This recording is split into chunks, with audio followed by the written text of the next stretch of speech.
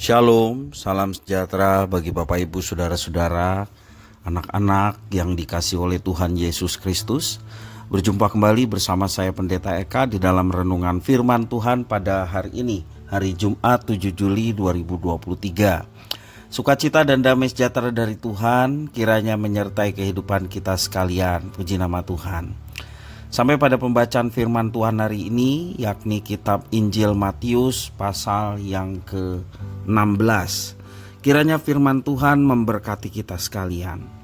Baik, sebelum kita akan bersama-sama merenungkan bagian firman Tuhan bacaan hari ini, kita akan berdoa bersama. Terima kasih Bapa atas kasih setia dan pemeliharaan atas hidup kami sampai pada hari ini. Semuanya itu menjadikan kami semakin mengenal Tuhan. Dan biarlah Tuhan terus tambah-tambahkan pengenalan kami akan Engkau dan membawa kami hidup dalam ketaatan. Karena itu kami mau terus memperdengarkan hati pikiran kami kebenaran firman-Mu. Mampukan kami untuk dapat memahaminya, serta Tuhan menolong kami untuk kami dapat melakukannya, menggenapinya dalam hidup kami setiap hari. Terima kasih Bapa, terpujilah namamu. Demi nama Tuhan Yesus kami berdoa.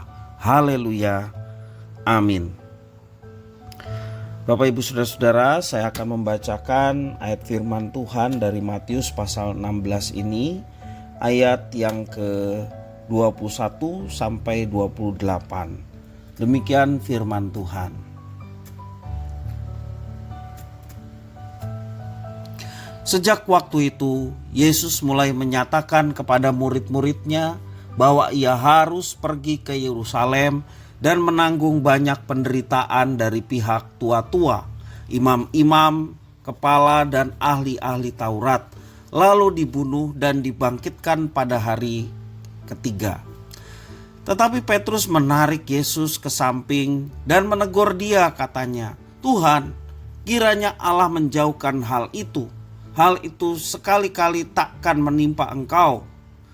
Maka Yesus berpaling dan berkata kepada Petrus, "Enyahlah iblis, engkau suatu batu sandungan bagiku, sebab engkau bukan memikirkan apa yang dipikirkan Allah, melainkan apa yang dipikirkan manusia." Lalu Yesus berkata kepada murid-muridnya, "Setiap orang yang mau mengikut aku, ia harus menyangkal dirinya, memikul salibnya, dan mengikut aku. Karena barang siapa mau menyelamatkan nyawanya, ia akan kehilangan nyawanya. Tetapi barang siapa kehilangan nyawanya karena aku, ia akan memperolehnya. Apa gunanya seorang memperoleh seluruh dunia tetapi kehilangan nyawanya? Dan apakah yang dapat diberikannya sebagai ganti nyawanya? Sebab anak manusia akan datang dalam kemuliaan Bapanya diiringi malaikat-malaikatnya. Pada waktu itu ia akan membalas setiap orang menurut perbuatannya. Aku berkata kepadamu, sesungguhnya di antara orang yang hadir di sini ada yang tidak akan mati sebelum mereka melihat anak manusia datang sebagai raja dalam kerajaannya." Demikian firman Tuhan. Bapak Ibu Saudara-saudara yang dikasihi Tuhan, pernahkah kita mendengar ada orang-orang yang namanya adalah diambil dari Alkitab atau nama-nama Kristen, tetapi kelakuannya tidak sesuai dengan namanya? Misalnya Petrus dipukuli massa karena ketahuan mencuri. Ada yang namanya Yosua dipenjara karena menyalahgunakan narkoba. Yohanes dipecat dari pekerjaannya karena korupsi.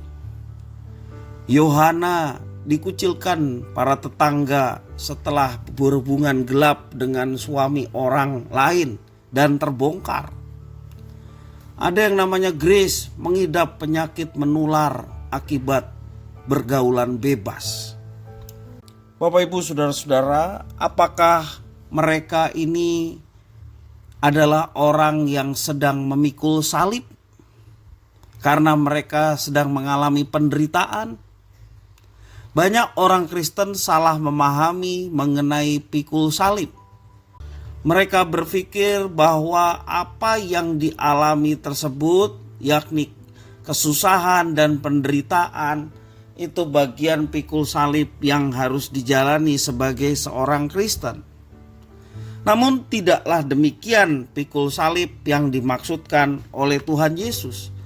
Tentunya mereka menderita, mengalami kesusahan, walaupun nama-nama mereka menggunakan nama-nama yang ada di dalam Alkitab yang menunjukkan identitas mereka sebagai orang Kristen, tapi penderitaan, kesusahan yang mereka alami itu adalah karena perbuatan atau ulah mereka sendiri. Bukan karena Tuhan Yesus, bukan karena mereka Kristen, mereka menderita. Memikul salib, Yesus katakan ini menjadi syarat atau kewajiban orang-orang yang mau mengikut Dia. Salib adalah penderitaan yang Yesus tanggung demi menyelamatkan manusia berdosa, sehingga manusia berdosa diampuni dan dapat diterima oleh Tuhan. Itu adalah tanda ketaatan kepada Bapa yang dilakukan oleh Yesus, sehingga Ia harus menderita di kayu salib. Jadi ketika Dia mengatakan bahwa kita harus memikul salib, artinya kita juga harus rela mengalami kesusahan, rela mengalami penderitaan atau bahkan kematian sekalipun sebagai akibat ketaatan kita kepada Tuhan. Seperti Yesus taat sampai mati, Dia taat kepada Bapanya di surga. Bukan menderita karena kita melakukan tindakan yang salah atau tindakan kriminal seperti yang saya contohkan tadi. Bukan pula karena kebodohan atau kekeliruan, kecerobohan kita. Bukan. Melainkan karena kita berpegang teguh pada perintah Kristus dan mentaatinya. Dalam mentaati apa yang Tuhan perintahkan, kita seringkali mengalami yang namanya penganiayaan, penderitaan, kesusahan, dan itulah yang Yesus maksudkan dengan pikul salib. Bapak, Ibu, saudara-saudara yang dikasihi Tuhan, salib kita pada saat ini bentuknya beragam. Dimusuhi karena kita tidak mau ikut dalam pemufakatan jahat misalnya. Jadi kita dimusuhi. Karir dihambat karena mayoritas mengambil keputusan bukanlah pengikut Kristus. Sehingga yang mengikut Kristus tidak cepat naik pangkat ataupun karirnya dihambat.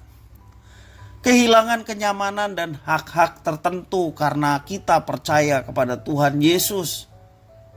Diejek karena kita berpegang pada nilai-nilai pengajaran Kristus, bukan pengajaran dunia ataupun pengajaran-pengajaran yang lain yang dipegang banyak orang.